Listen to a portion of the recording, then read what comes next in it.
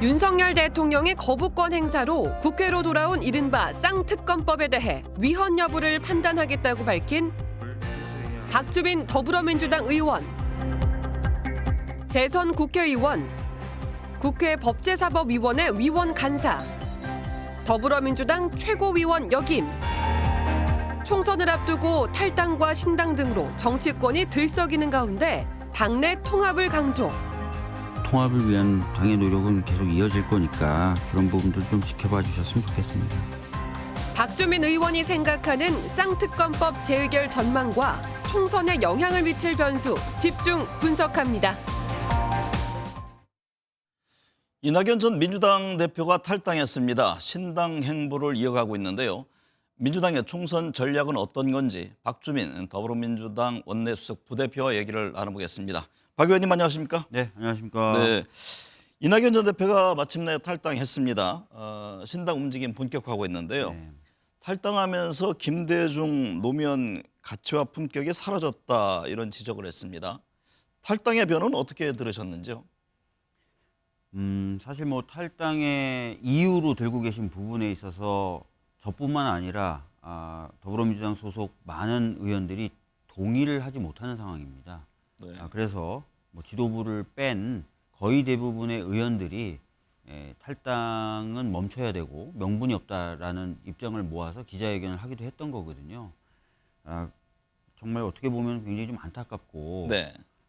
그 길밖에 없었는지 당을 위해서 여러 가지 하실 수 있는 일도 많으셨을 테고 또 말씀하셨던 문제가 정말 문제라면 당내에서 그것을 해결할 수 있는 길도 많았을 텐데 네. 다시 한번 말씀드리지만 그런 노력이 좀 부족하다는 평가를 좀 하고 싶고 그래서 좀 그 명분, 탈당의 변 여기에 참 동의하기가 어려웠습니다.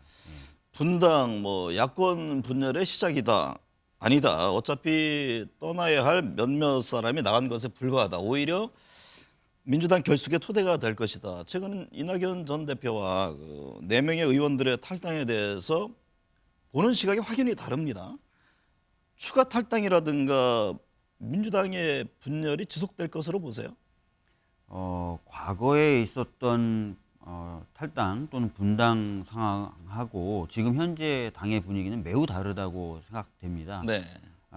과거에 이제 뭐 국민의당이 출연했었던 그 원인이 되기도 했었던 저희 민주당 쪽의 어떤 분열하고는 굉장히 양상이 다른데요. 아까도 말씀드렸던 것처럼 이낙연 전 대표님 탈당하실 때 내세웠던 명분에 동의하는 의원들 자체가 굉장히 적습니다. 네. 그리고 이번에 이제 탈당하셨던 원칙과 상식의 3분의 탈당의 변에 대해서도 동의를 하시는 분들이 그렇게 많지가 않습니다. 그래서 네.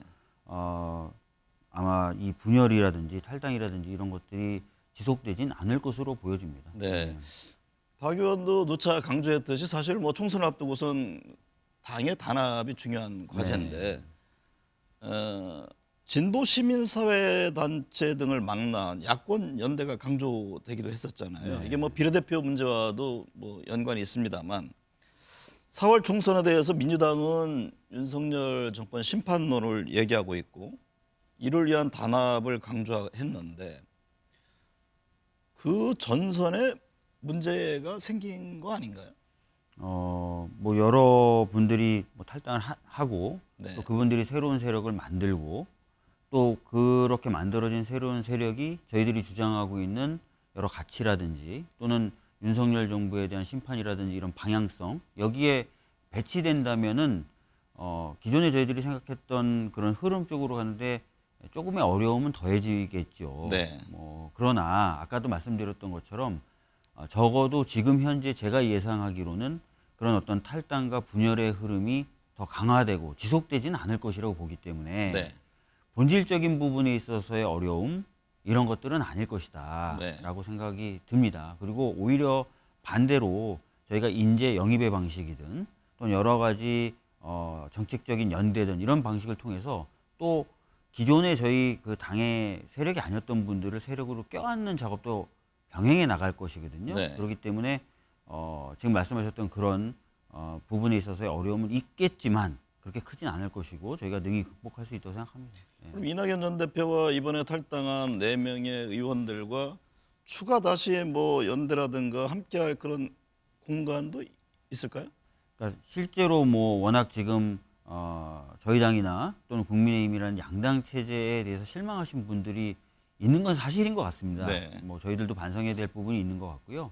그런 부분에 있어서의 그분들의 공간이 있긴 있을 것이지만 저희 당이 가만히 있진 않겠죠. 네. 또 국민의힘도 가만히 있진 않을 겁니다. 혁신이라는 것을 할 것이고요. 또 여러 가지 새로운 비전도 내세울 거고요. 네. 그리고 아까 말씀드렸던 대로 새로운 인물의 영입이라든지 또 기존에 있는 세력이나 다른 세력과의 연대라든지 이런 것을 통해서 저희들도 능동적으로 움직일 것이기 때문에 네. 예전에 비해서 뭐 제3지대라는 세력들이 움직일 수 있는 공간이 현재 있지만 이게 그대로 있지는 또 않을 것이라고 좀 보여집니다. 네. 김건희 여사의 도이치모터스 주가 조작 의혹, 또 대장동 개발 사업 50억 클럽 뇌물 의혹 관련 쌍특검법이 대통령의 거부권 행사로 다시 국회로 돌아왔습니다.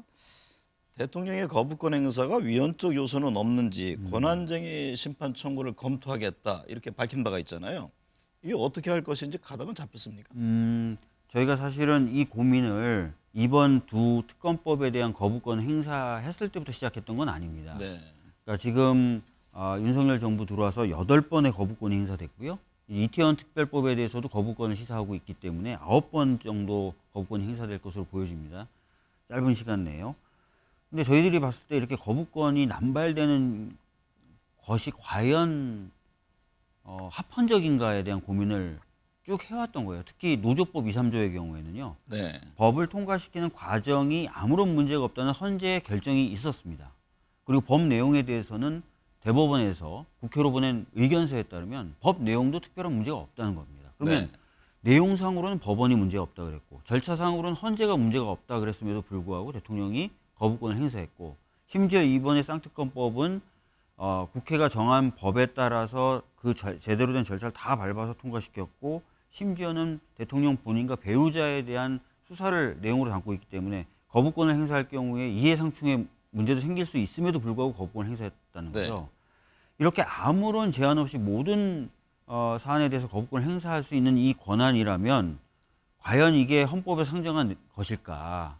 이 부분을 저희들은 검토해야 된다고 생각하는 거고 네.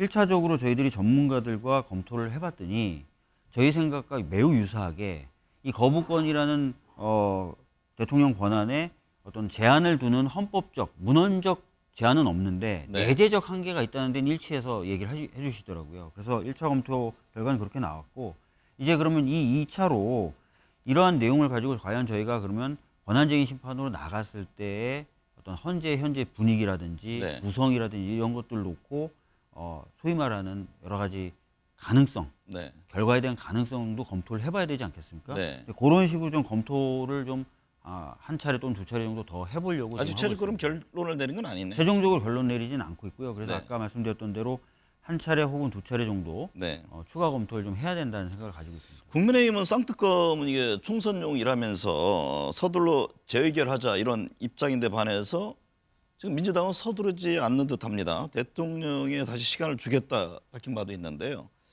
재의결 표결 시점과 전망은 어떻게 합니까? 뭐 아까 말씀드렸던 대로 저희들은 필요한 부분에 대한 검토가 있어야 된다고 보는 겁니다. 그래서 네. 어떤 시점을 못 받기보다는 저희들이 상정하는 내부적 절차들이 좀 진행될 필요가 있다 정도의 스케줄을 가지고 있을 뿐입니다. 네. 특정한 시점을 염두에 두고 있지는 않다는 점을 분명하게 말씀드리겠습니다. 다음 달에 재의결 가능성이 있습니까? 그러니까 만약에 검토가 빨리 끝나고 그래서 권한쟁의로 나아가야 되겠다 뭐라든지 이런 결정이 되면 권한쟁의부터 시작을 하겠죠. 저희는 오히려 재의결 투표를 하는 것보다. 그다음에 여러 가지 검토 끝에 권한쟁의가 굳이 필요 없다라고 판단이 되면은 빨리 뭐 재의결 요구에 따른 표결에 들어갈 수도 있고요. 완전히 열려 있는 상태다 이렇게 보시면 될 것 같습니다. 네. 그럼 권한쟁의를 어떻게 할 것인지 그 부분이 우선 예, 그 결정이 부분이 돼야 우선 좀 되겠군요. 가닥이 잡혀야 됩니다. 한동훈 예. 국민의힘 비대위원장도 공감을 표했던데 제2부속실 설치와 특별감찰관 임명 문제는 이거는 어떻게 특검법과는 별개로 보이는 저희는 겁니까? 별개로 보고 있고요. 네. 아시다시피 제2부속실 설치의 경우에는 윤석열 정부 초기부터 저희 더불어민주당에서 계속 요구해 왔던 바입니다. 네. 도대체 이제 김건희 씨가 누구를 만나는지, 어떤 과정을 통해서 만나는지, 무슨 역할을 하는지가 전혀 드러나지도 않고 통제되지도 않지 않습니까? 네. 그래서 제2부속실을 좀 설치를 해라라고 저희들이 요구해 왔고, 이거는 특검법과 상관없이, 그리고 국회 입법 절차와 상관없이 할 수 있는 거니까 빨리 하라는 거죠. 네. 그다음에 특별감찰관 임명 문제는 잘 기억하실지 모르겠지만 윤석열 대통령의 대선 당시 공약입니다. 그리고 인수위 시절에 어떤 매체에서 특별감찰관을 임명 안 할 수도 있다라는 보도가 나오자 그 당시 네. 장제원 당선인 비서실장이었을 겁니다.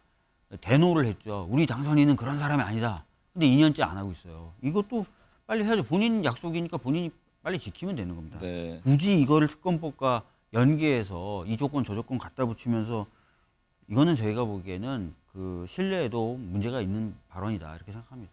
예. 이태원 참사 특별법 이게 진통 끝에 통과됐는데요. 대통령실은 법안 자체에 문제가 있다면서 부정적인 견해입니다. 거부권을 행사할 것인지는 심사숙고하는 모습이던데요. 이 법안은 어떻게 보세요? 그러니까 잘 아시겠지만 이 법안은 최초에 발의될 당시에는 이태원 참사 유가족분들의 요구를 100% 반영한 법이었습니다. 네. 민주당안이 아니에요. 그분들이 요구하는 걸 그대로 법문화한 겁니다.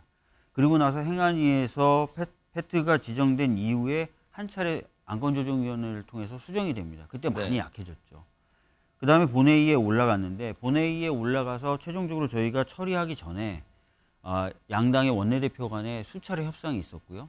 그 당시 윤재혁 원내대표가 얘기했던 내용들도 일부 반영이 됐고 네. 또 중재하기 위해서 의장이 내세웠던 중재안도 모두 수용이 된 안입니다. 네. 그래서 처음에 안하고 상당히 달라진 안이 됐고요.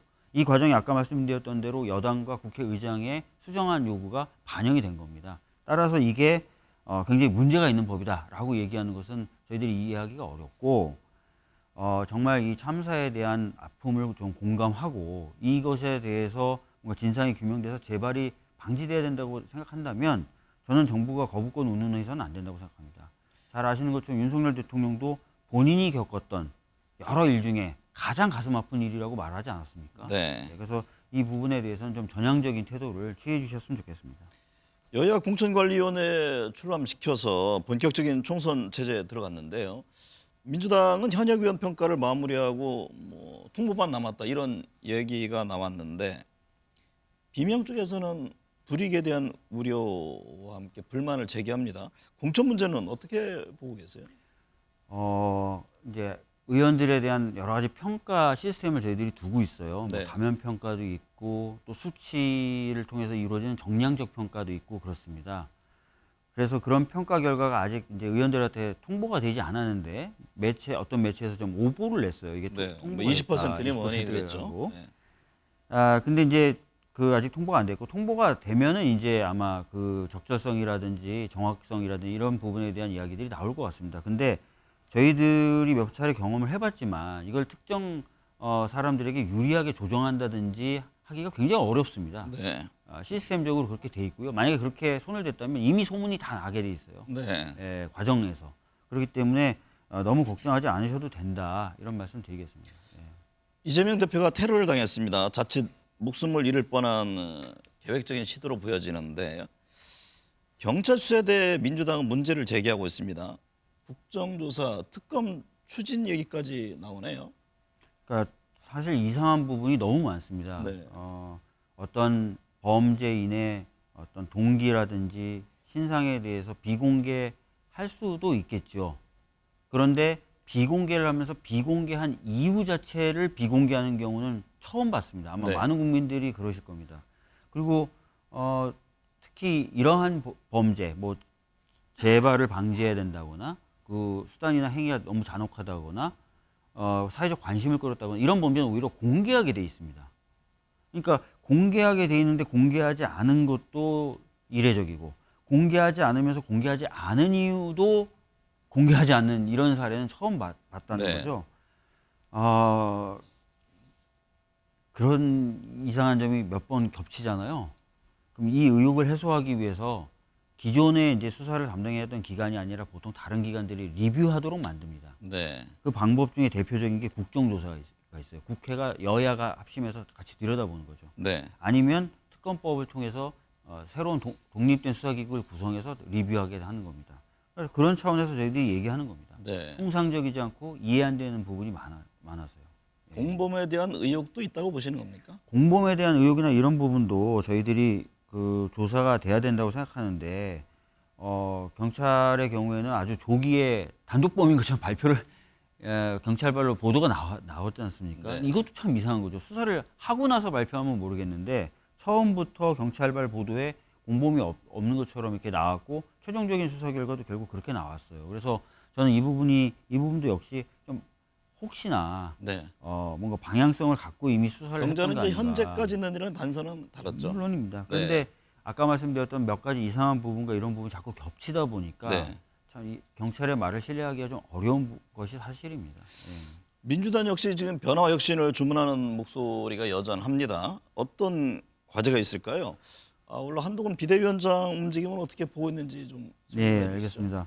뭐 저희 당도 여러 가지 변화와 혁신을 가져야 될 것 같습니다. 얼마 전에 이제 제가 우리 당에 대해서 분석한 기사들을 좀 쭉 좀 봤는데 대표적으로 좀 많은 분들이 불만으로 지적하는 것이 실력을 좀 보여줘야 된다라는 네. 내용이었고요. 두 번째가 뭔가 새로운 비전을 좀 제시해줘야 되는 것 아니냐 이런 내용들이었습니다.